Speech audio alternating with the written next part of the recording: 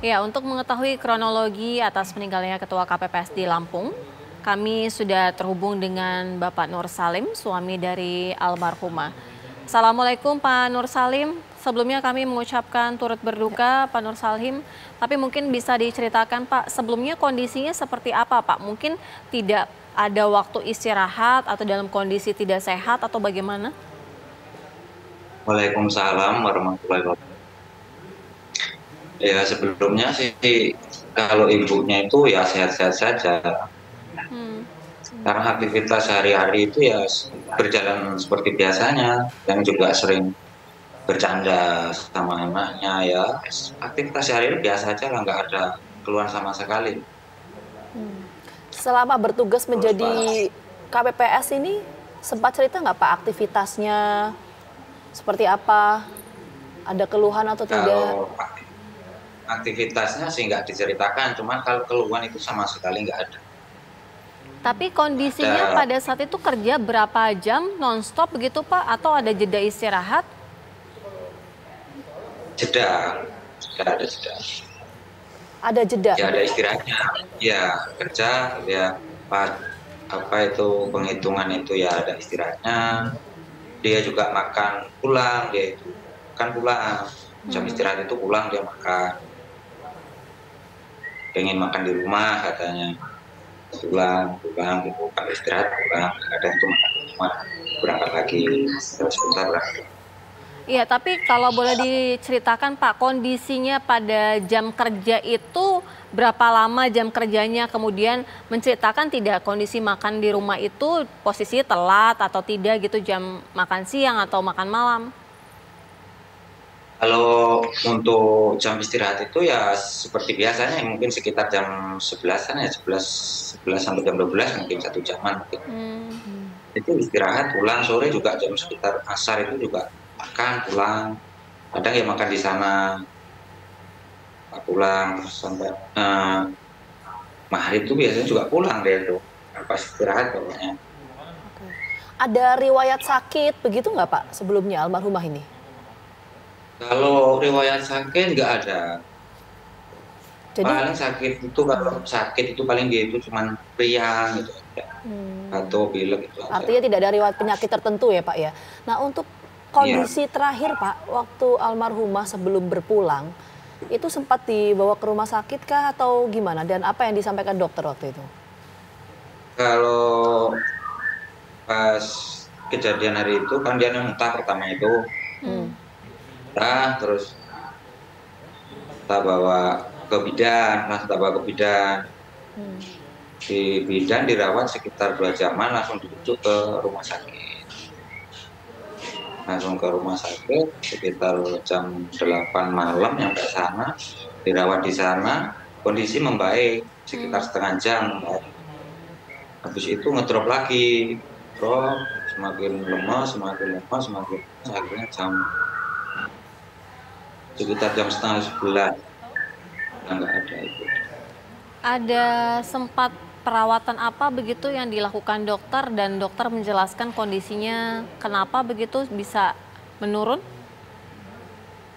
Kalau diagnosa dokter sih katanya apa ya, ada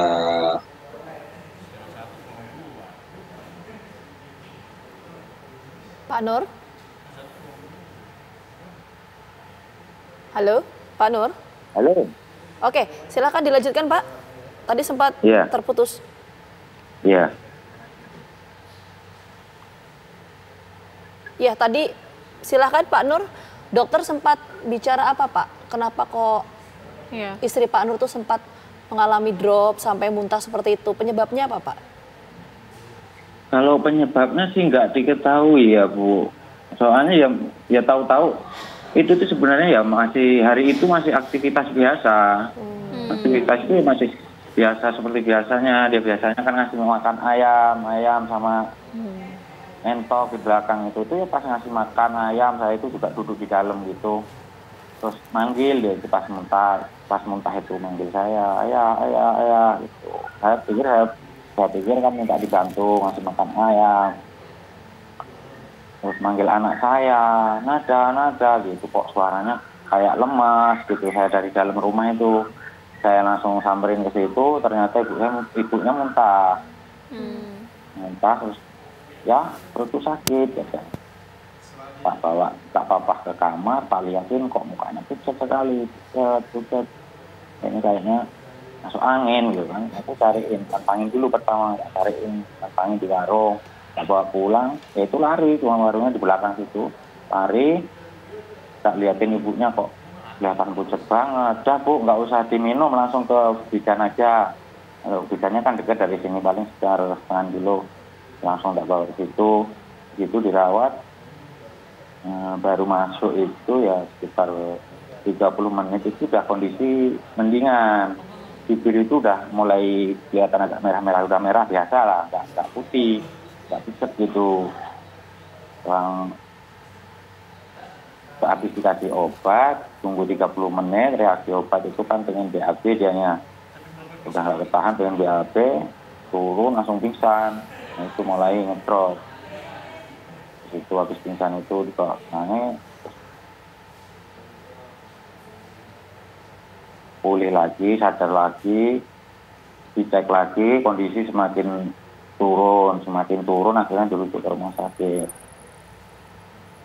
Dibawa ke rumah sakit juga sebenarnya sudah mulai membaik lagi, kita setengah jam itu. Cuman setiap dia itu ngeluh sakit perutku ya gitu. Keringat itu langsung keluar semua, keringat dingin itu keluar, itu langsung pucat, bibir itu pucat, tangan itu pucat, kelihatan putih gitu semua, sama kaki. Itu terus ngedrop, turun. Ya, sempat juga mau dirujuk ke rumah sakit yang lebih besar lagi sebenarnya. Iya.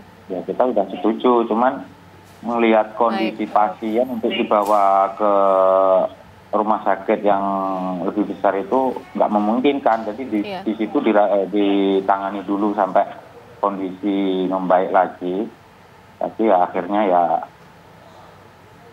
tidak tertolong itu. Pak Nur Salim, kita sekali lagi mengucapkan turut berbelasungkawa, ikut berduka, semoga almarhumah diberikan tempat terbaik di sisi Tuhan Yang Maha Esa. Keluarga diberikan kesabaran. Terima kasih Pak. Terima kasih Pak Nur.